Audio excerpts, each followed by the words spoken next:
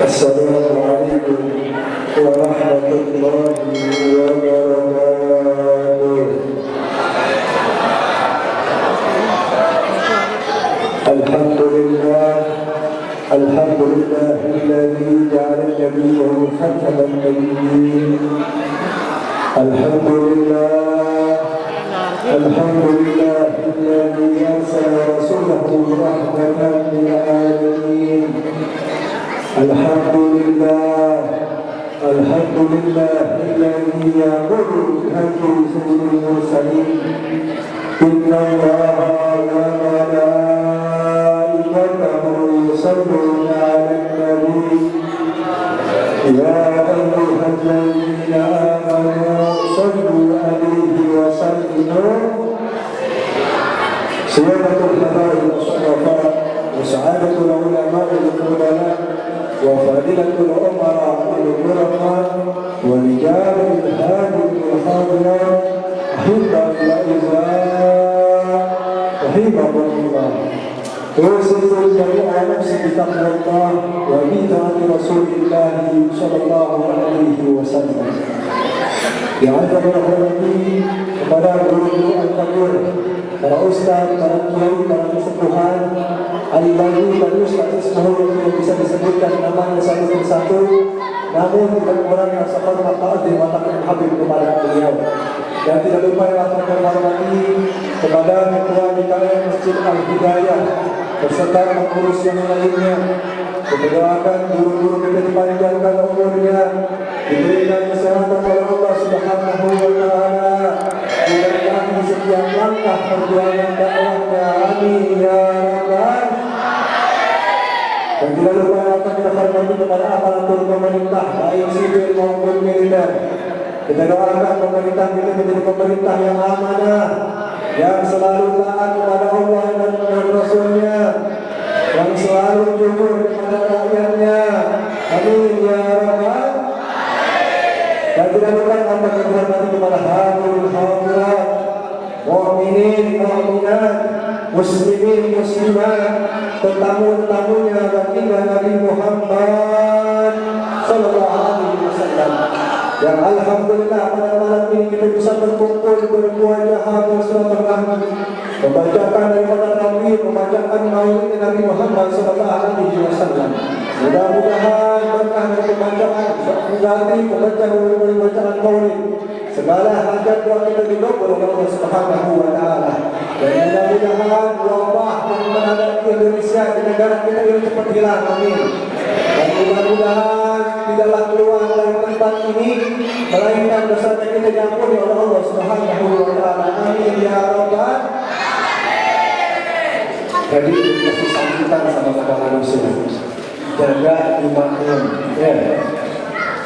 Tahu benar, tahu enggak, tahu tidak. Ya, ini nggak tahu soalnya. Dan pengadilan pemerintah ditutup tanggal 3 sampai tanggal 20. Dan lagi nggak habis pikir tanggal 20 ini Idul Adha.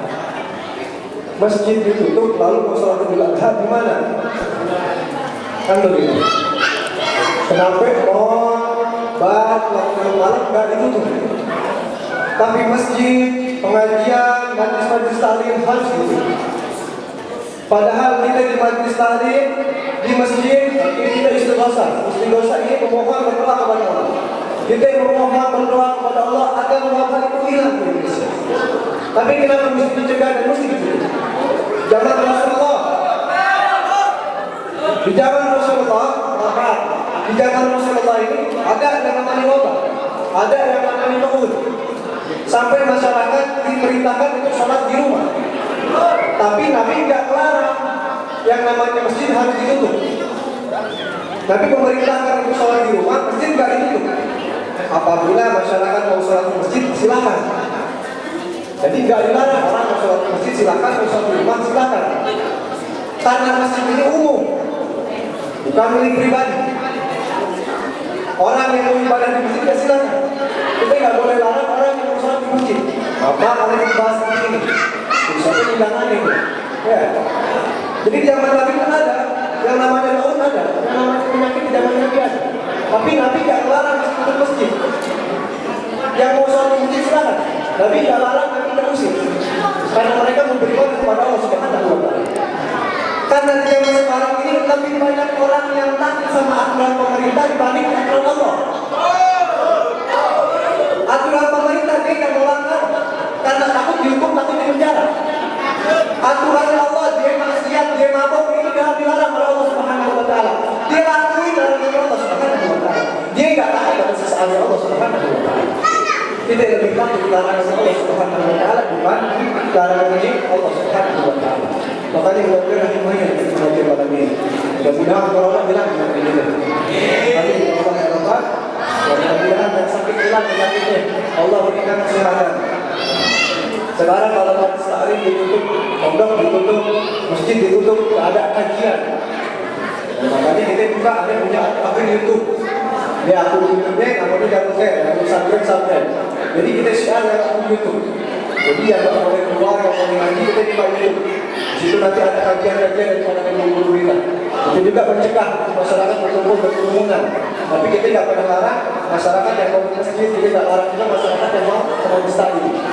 Jadi yang di rumah, yang mau yang di rumah bisa nonton di YouTube atau di Facebook. Jadi kita bisa streaming. Hadirin rahimahullah. Tadi dibacakan surat oleh guru kita atau MC, innama bu'ithu lima makarim bahwasanya Nabi Muhammad SAW diciptakan, diutus oleh Allah Subhanahu wa Ta'ala untuk menyempurnakan akhlak, memperbaiki daripada akhlak. Maaf, karena di zaman jahiliyah ini orangnya tidak ada yang orang berakhlak. Sebelum adanya Nabi Muhammad SAW, seorang wanita ini hina. Wanita ini hina. Jadi bahan, kalau bahasa kita jadi bahan pelacuran. Adanya Nabi Muhammad SAW diangkat seorang wanita oleh Nabi Muhammad menjadi mulia. Nabi mengajarkan kita untuk berakhlak beradab. Maaf, zaman sekarang kita kurang berakhlak. Zaman sekarang kita kurang adab. Sama orang tua juga kita berani melawan, berani membantah. Sama guru kita berani membelakangi itu, berani membantah guru, berani melawan sama guru. Kenapa? Karena kurangnya adab dalam diri kita, kurangnya pendidikan agama terhadap anak-anak kita. Sekarang kita lebih senang ajak anak-anak kita nonton film Andin. Kedengaran dia Andin tanggung. Arek ngaji, sia segala film Andin. Kan? Kita lebih mengutamakan film Andin yang jelas-jelas tidak ada panutannya untuk kita, tidak ada contoh untuk diri kita. Tapi filmnya resep dia. Saya pernah tahu film Andin alur cerita Tuhan di Nehok. Tidak pernah nonton. Tapi kebanyakan orang pamit, alhamdulillah, aneh sholat awal waktu. Aneh sholat awal waktu. Kenapa kita tuh sholat awal waktu? Film Andin dia tanggung. Tapi sholat ini boleh nggak ditunda? Kenapa ditunda? Jadi kan Andin lagi rame-ramenya kan. Ente mengorbankan waktu Anda dalam hal-hal yang belum tentu bisa memberikan Anda syafaat. Yang belum tentu orang-orang yang kita tonton Andin, Al-Lebar, atau dan sebagainya, apakah bisa menyelamatkan diri Anda ketika Anda akan terjerumus di dalam api neraka? Kemudian kita mendidik anak-anak kita, membiarkan anak-anak kita main TikTok, joget-joget di depan kamera, merampahkan yang bercadar Anda berjoget-joget di depan kamera. Mata Anda dilantik-lantikkan, mata Anda tidak pakai lensa agar terlihat cantik, mewah, cadar, pakai aja saja dalam Fatimah Zahra. Jangan kau rusak pakai sebelum Fatimah Zahra. Kalau sudah tidak baik pakai dan bersih Fatimah Zahra. Maka para wanita, pemimpin wanita nanti di yaumil akhir di surga Allah Subhanahu wa Ta'ala adalah Siti Fatimah Zahra. Siti Fatimah yang akan memimpin kalian wahai para wanita.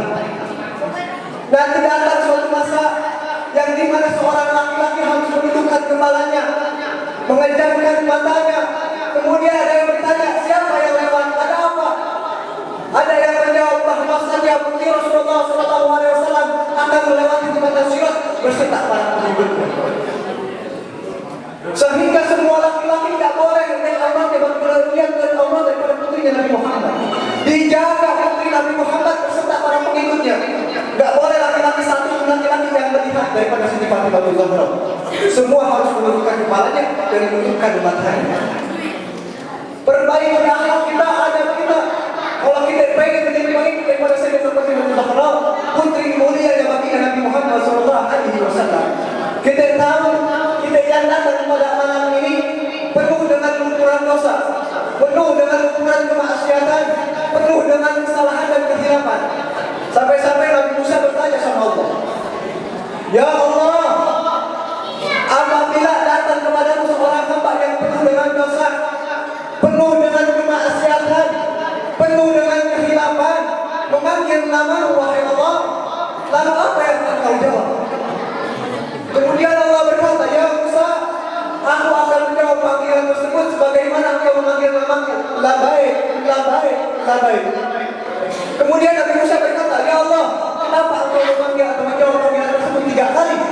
"Ya Musa, bahwasanya orang yang datang kepadaku penuh dengan dosa, penuh dengan kemaksiatan, penuh dengan kehilapan, mereka datang penuh dengan ketawakalan kepada diriku. Mereka datang dengan ikhlas, mereka datang tanpa harapan amal mereka. Sedangkan orang alim, orang soleh datang kepada dirimu, mereka berharap amal-amalnya mereka. Mereka berharap atas kesolehannya mereka. Sedangkan orang-orang yang bermaksiat di dalam Allah berdoa kepada diriku, mereka datang dengan tulus dan ikhlas berdoa kepada diriku untuk memohon ampun kepada diriku. Aku menanti mereka, aku menunggu mereka. Ini Allah Subhanahu wa Ta'ala bahagia, senang kalau ada hamba-Nya bertobat sama Allah Subhanahu wa Ta'ala, beristighfar kepada Allah Subhanahu wa Ta'ala, memohon ampun kepada Allah Subhanahu wa Ta'ala. Ada satu kisah yang dimana kisah tersebut ketika jadinya peperangan yang begitu besar, memisahkan seorang ibu dengan putranya. Dia cari putranya, keliling mencari putranya sambil menangis, sedih, khawatir akan putranya. Sahabat yang melihat, "Wahai Umi, apa yang sedang kau lakukan, wahai Umi?" Ibu tersebut berkata, "Aku sedang mencari putraku yang hilang." Dibantu cari oleh para sahabat, sampai ketemu putranya dari kejauhan, ibunya dari kejauhan. Seorang ibu yang melihat anaknya lari, yang tadi tangisan kesedihan berubah jadi kebahagiaan karena bertemu dengan putranya. Dia lari, dia peluk putra tersebut, dia susui putra tersebut sehingga dahaganya hilang. Semua sahabat yang menyaksikan menangis.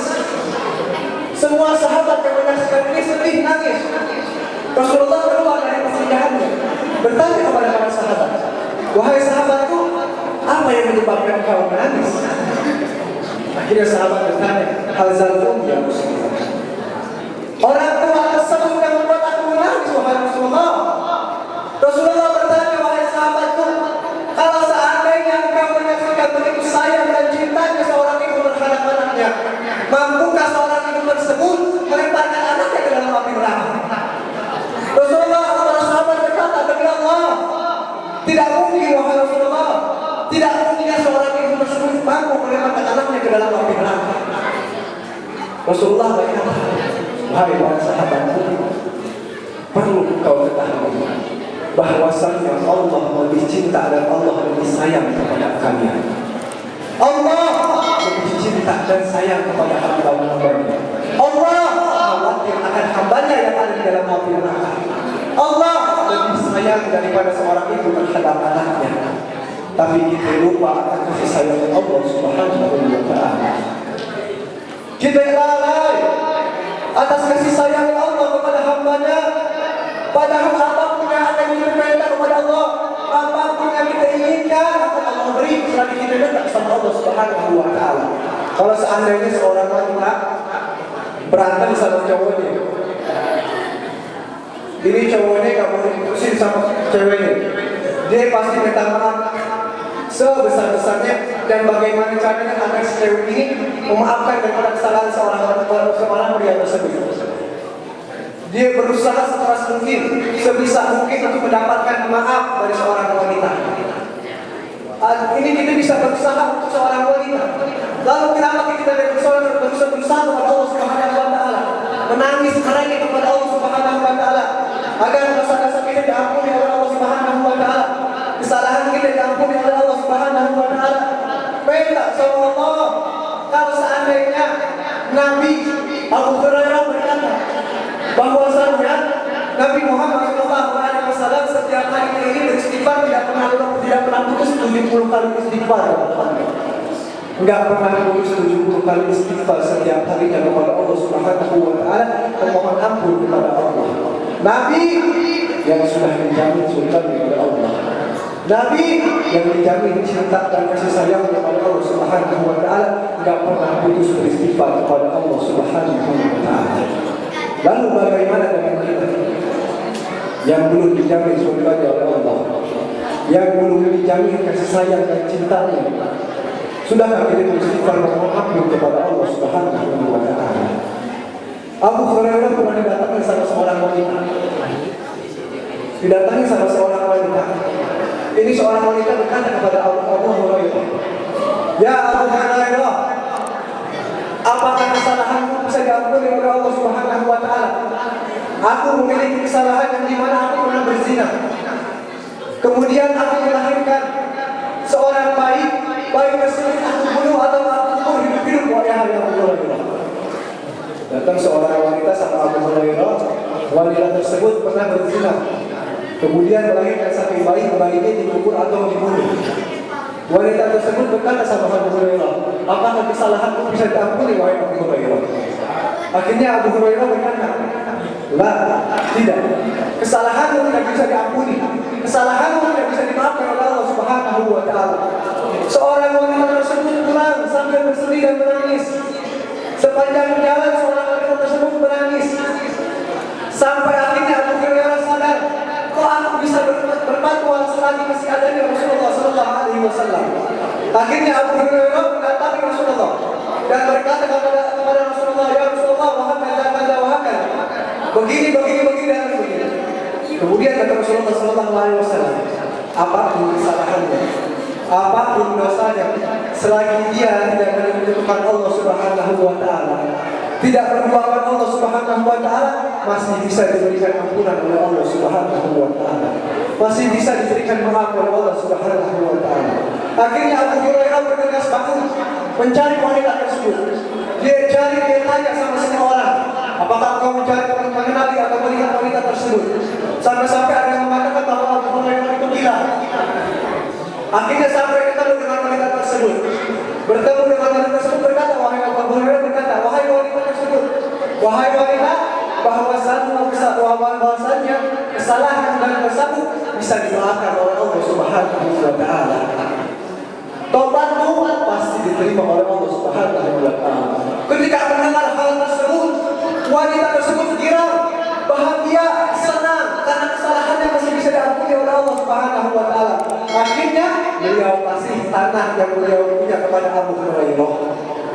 Beliau hadiahkan tanah yang beliau berikan untuk Abu Hurairah di jalan Allah Subhanahu wa taala. Kenapa? Karena dia senang atas tobatnya beliau dibandingkan dunianya beliau. Kita lebih senang daripada kita lebih girang kalau harta kita, dunianya kita bangkit jaya dan tidak pernah jatuh. Kita lebih senang daripada hal tersebut dibandingkan kita berdoa kepada Allah Subhanahu wa taala. Jangankan berdoa sama Allah sampai 30 menit atau berjam-jam. Kadang beres sholat maghrib, wala kalam, wala zikir, wala sholawat. Beres sholat maghrib kita gak zikir, kita gak baca doa, kita gak sholawat. Kita kabur dan tempat sholatnya kita nonton TV, bilang mandi dan lain sebagainya. Beres sholat ketika zikir dan berdoa sama Allah, beristighfar kepada Allah Subhanahu wa taala. Di mana rasa cinta kita kepada Allah Subhanahu wa taala? Lupakan akan kemaksiatannya kita, lupakan akan dosanya kita sehingga kita begitu mudah melupakan Allah Subhanahu wa taala, meninggalkan Allah Subhanahu wa taala. Saya yakin pada malam ini dari pagi sampai malam semuanya bermaksiat. Ada tak yang bermaksiat? Ada tak yang bermaksiat? Yang tidak bermaksiat sampai hari ini. Dari pagi sampai malam ada tak yang bermaksiat? Tak mungkin. Habib, aneh gak keluar rumah. Dari pagi sampai malam aneh di rumah. Dari pagi sampai malam aneh di kamar, gak keluar rumah Habib. Aneh gak bermaksiat. Ya, kita tidak bermaksiat mata kita, tapi hati dan pikiran kita bermaksiat kepada Allah Subhanahu wa taala. Hati dan pikiran kita, hati dan lisan kita bermaksiat kepada Allah Subhanahu wa taala. Kita membayangkan hal-hal yang tidak pernah diridhoi oleh Allah Subhanahu wa taala. Kita memikirkan sesuatu yang tidak pernah diridhoi oleh Allah Subhanahu wa taala. Menghalu, kalau bahasa kita menghalu hal-hal yang tidak seharusnya kita halui. Kita bermaksiat kepada Allah Subhanahu wa taala. Bahkan setiap menit detiknya kita bermaksiat kepada Allah Subhanahu wa taala. Maka perbanyaklah istighfar kepada Allah Subhanahu wa taala dan perbanyaklah mohon maaf kepada Allah Subhanahu wa taala. Hadirin rahimakumullah. Luqmanul Hakim pernah diperintahkan oleh seseorang untuk menyembelih kambing. Ketika menyembelih kambing, orang tersebut meminta kepada Luqmanul Hakim, wahai Luqmanul Hakim, berikan aku anggota terbaik dari kambing tersebut. Kemudian diberikan oleh Luqmanul Hakim lisan dan hati. Suatu ketika Luqmanul Hakim diperintahkan lagi untuk menyembelih kambing. Orang yang menyembelih kambing berkata kepada Luqmanul Hakim, wahai Luqmanul Hakim, tolong berikan anggota terburuk di kambing tersebut. Akhirnya diberikan oleh Luqmanul Hakim lisan dan hati. Orang tersebut bingung. Wahai Luqmanul Hakim, aku minta anggota terburuk, engkau berikan lisan dan hati. Aku minta anggota terbaik, engkau berikan lisan dan hati. Ada apa wahai Luqmanul Hakim dengan lisan dan hati? Akhirnya Luqmanul Hakim berkata bahwasanya manusia baik buruknya tergantung daripada lisan dan hatinya. Apabila dia menggunakan lisan dengan baik, maka akan baik pula dirinya. Apabila manusia menggunakan lisannya buruk, maka akan buruk pula kehidupannya. Apabila manusia menggunakan hatinya dengan baik, maka akan baik pula kehidupannya. Apabila manusia menggunakan hatinya dengan buruk, maka akan buruk pula kehidupannya. Manusia tergantung daripada lisan dan hatinya.